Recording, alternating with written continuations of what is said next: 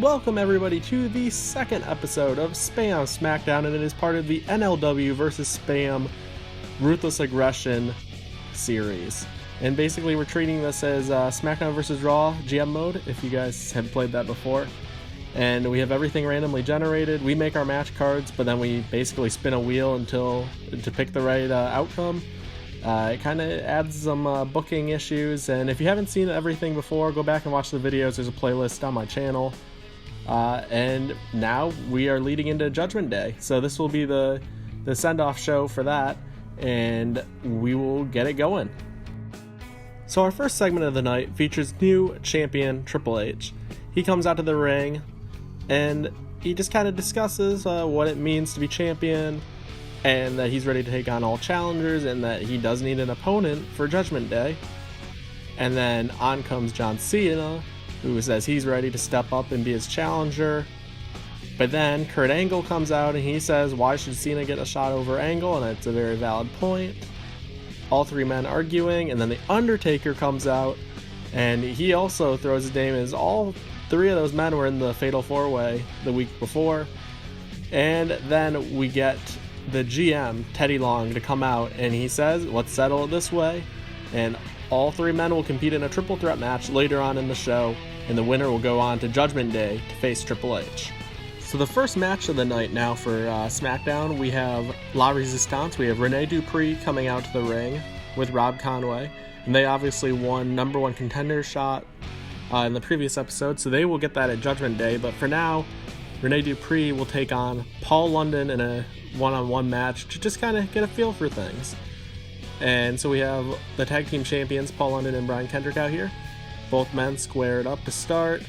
Dupree has the early edge on London, throws him into the corner. Then London, later in the matchup, gets a Hurricanrana, throws Dupree over. But then Rob Conway, just like they had done previously, causes a distraction on the outside, but Brian Kendrick doesn't allow that to happen and throws Conway off the ring apron. But then Rene Dupree catches Paul London off guard, tries to go for the pin cover, but London rolls through, and then he has a quick kick to the head of Dupree, goes in for the cover, and Paul London wins this one-on-one matchup and gives it early momentum headed into Judgment Day before their tag title match. In the next segment, we have JBL out to watch this following contest, and we will have the two final participants of the Battle Royal that JBL then ended up winning. We have Rob Van Dam going up against Muhammad Hassan, and RVD obviously looked quite good in that Battle Royal. Hassan held his own until the end when JBL and him both basically almost fell out, but then JBL had a big boot to take Rob Van Dam out. So this is a big battle for these two. We got a quick kick from Rob Van Dam on Hassan. Later in the matchup, a big clothesline from Hassan to take RVD out, but RVD does get the advantage back late, goes to the top rope, and he hits the frog splash on Muhammad Hassan. That is a 1-2-3. Rob Van Dam wins. And then after the match, JBL and RVD have a stare down, and it looks like Rob Van Dam will get a title shot against JBL at Judgment Day. So now in the second promo aspect of the show, like in GM mode where there are two backstage promos of whatever, we have Gregory Helms and Christian complaining to Teddy Long about just everything in general because they whine and cry about everything. So he sets up a tag team match against Matt Hardy and Billy Kidman later in the night. So the next contest that we have is another tag team bout, and this is just to kind of get some ground back because both these teams are coming off losses in the previous show. So one of them will bounce back, the other one will face some consequences of being 0-2. So we got the world's greatest tag team, Charlie Haas and Shelton Benjamin, looking for redemption, and they will take on Kane and the Big Show. And this is actually one that the randomizer, I had an outcome that I really wanted to show up here, and it played in my advantage. So let's go through what happened in the match. Haas and Kane lock up. Haas gets an early advantage on Kane, and he does pick him up for a suplex. Then Haas tags in Benjamin, but Kane sits up.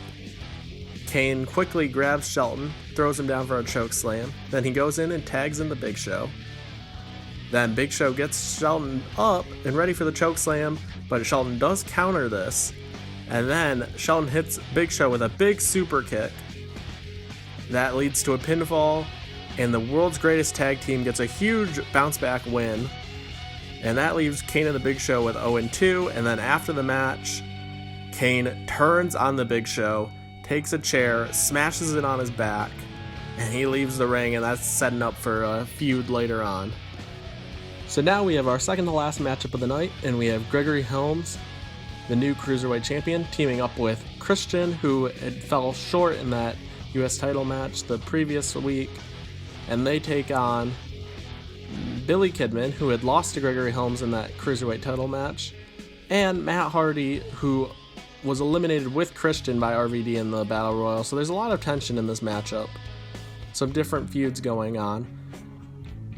So we start Matt Hardy, Christian locking it up, let their rivalry play out. Later in the matchup, Matt Hardy has Christian ready for the Twist of Fate, but once again, Christian counters it into an unprettier, but then Matt Hardy once again pushes him off into his partner Gregory Helms.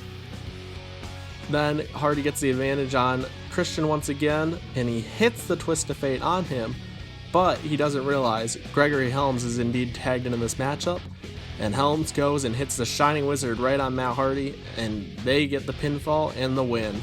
And a big win for Christian and Helms. So now it is our main event, and now we have Teddy Long had announced backstage before this matchup that the winner will face Triple H, and it will also be in a steel cage matchup. So we have Kurt Angle making his way to the ring, and he will take on John Cena. And then they also have to face off with The Undertaker, and this will be a triple threat match that will leave a lot on the line, and this will really set up a lot for the future of the championship on this show. Got Angle and John Cena battling off at the start. Angle hits Cena with the Angle Slam. Then Angle gets picked up by The Undertaker for a choke slam. Later in the matchup, John Cena has The Undertaker up, and he hits him with the FU.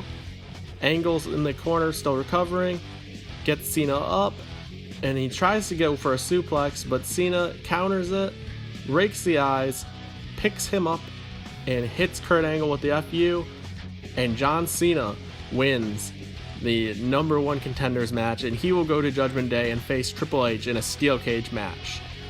So I hope you all enjoyed this second episode. Obviously, and I'm sure NLW feels the same way, it's hard to build a big show off of 2 episodes, but doing my best to try to make that happen. So here I'm going to run down the match card for Judgment Day, and that will be the next episode in this series.